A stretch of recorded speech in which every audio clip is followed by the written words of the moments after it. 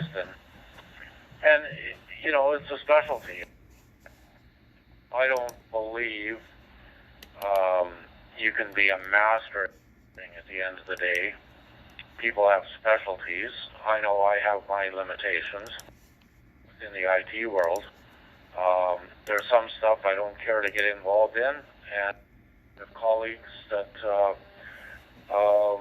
you know, are say competitors, because I think at the end of the day we're all kind of involved and we're all.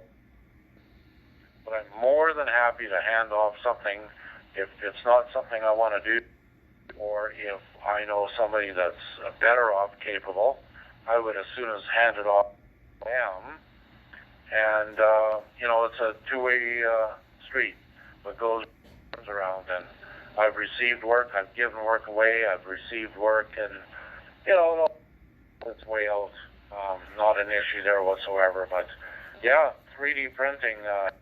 Yeah, I mean, it's if you're proficient at it and you can put out the product the client requires. It's an art, very much an art, and very respectful to folks that do that sort of stuff. I've looked into it, but yeah, a little bit more than one can chew on at this point in time. Go ahead.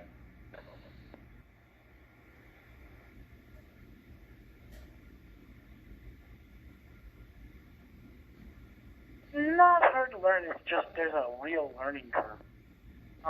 Depending on what you're printing, like, I mean, right now I just mostly play around with PLA and PET, which is or otherwise known as PETG. The same thing you find in water bottles and pop bottles.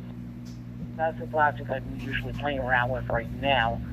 I have gone into playing with TPU, which is known as flexible filament, and that stuff acts like a wet noodle, but it's mostly used when you're doing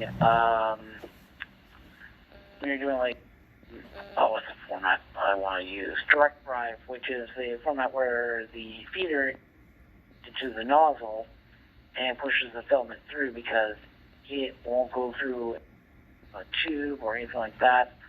So very interesting plastic to play with. I'll give that. I like a little bit more harder than I like the CPU I got right now, which is like a wet noodle. I mean wet noodle. I mean it acts and moves like a wet noodle. It is stringy. It's just an amazing piece. But when you print something in a set amount of infill, you can squeeze these things and it feels like you got a rubber toy.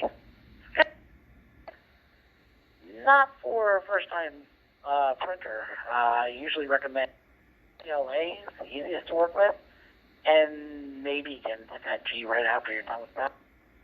CPU, then probably ABS, which is a little bit to play with, and then ASA, and so on and so forth. So many different types of filaments for many different.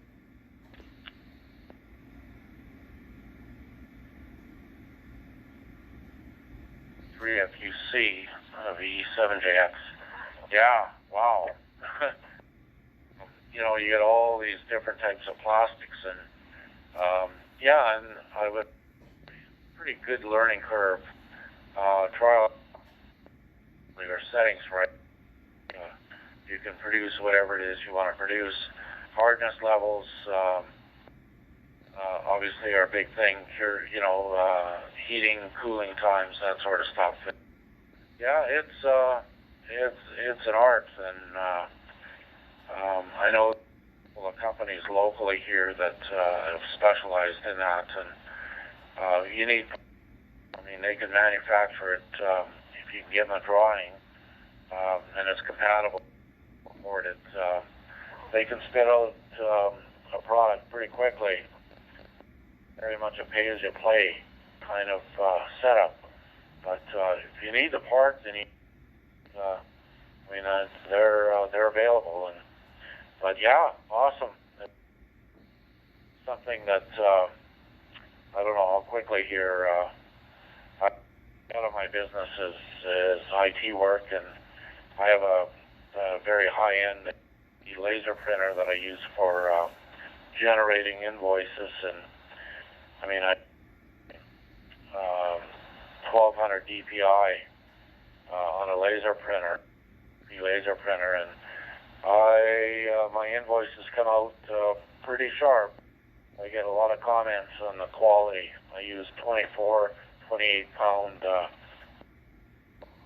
super bright white, and you add 1200 DPI laser jets, and that makes some pretty good invoices. And they look at the quality, tracks them from the bottom. I mean, you pretty much need to go with.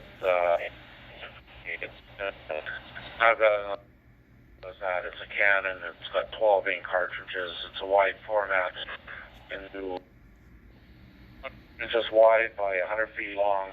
As maximum is what I can do. That's all. But strictly photo quality, I use it strictly for high-end photo. I do 16, 32, 48 meg cent for that sort of stuff. So yeah, I mean, that's another investment that I've got. And just as the client wants, I just print it out, kind of go from there. But yeah, to do a good print, say 36 high, in high resolution, you're still looking at about 2.5 hours.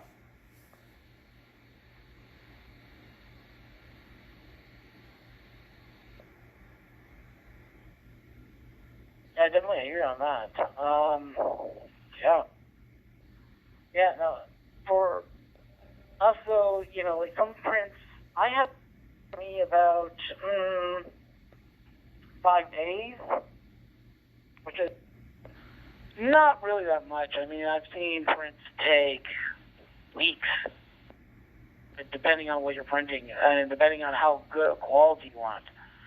I don't remember printers that long, but at times, you know, if I'm printing, say, a helmet, or I'm printing a skeleton helmet, or I'm printing something that requires a lot of time and a lot of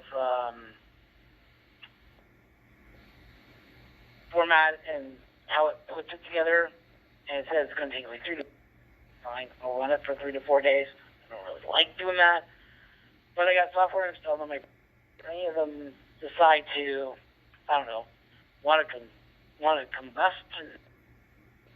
I got suppressors and all that are rigged up for them, but yeah, the thing about 3D printing that everybody will tell you is that, oh, they can catch on fire. They won't catch on fire easily. Well, let's just keep it at that. Fire. No matter what you do, any type of electronic can catch on fire. Even a computer can catch on too. But, you know, with 3D printers and with a company known as ANET, they were known for making printers that would just go and become fire starters.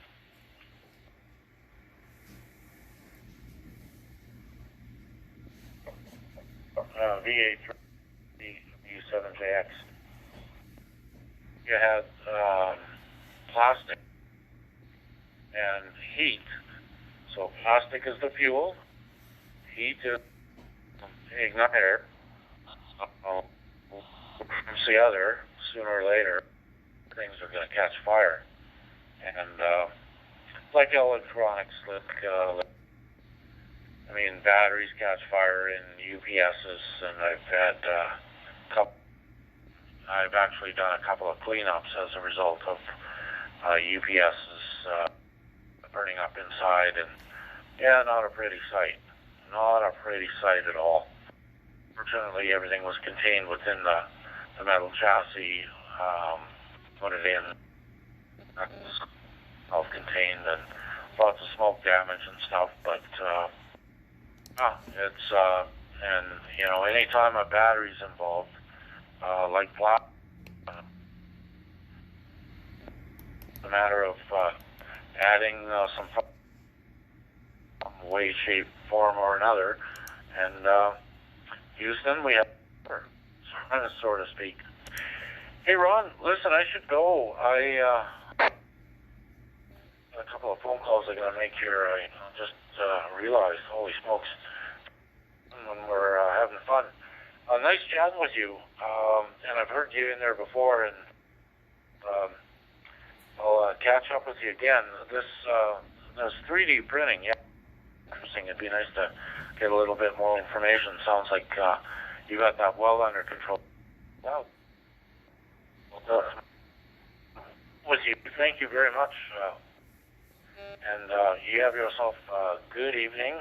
I got to make some phone calls. I might be on a later, and if we are, we'll catch up again. Awesome. Thank you. 3 Uniform Charlie. This is Victor Echo 7 Juliet X-ray, and I'll be Q.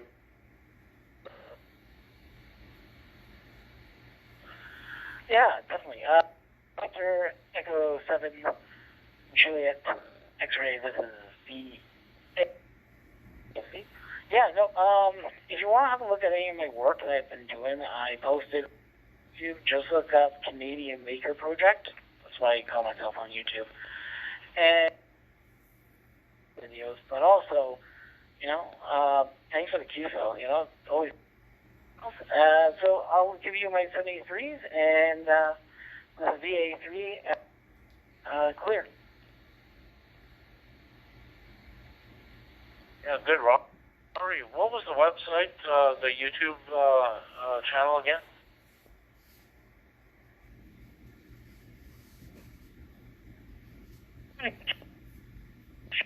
Canadian Maker Project. That is my channel, and that's on my 3D printing and talking about it and all that great stuff. Awesome. Canadian Maker Project. I will definitely look it up. It'll be interesting to see some of your work. Awesome. 7-3s, have a good evening. We'll chat with you soon. Be 7JX Security.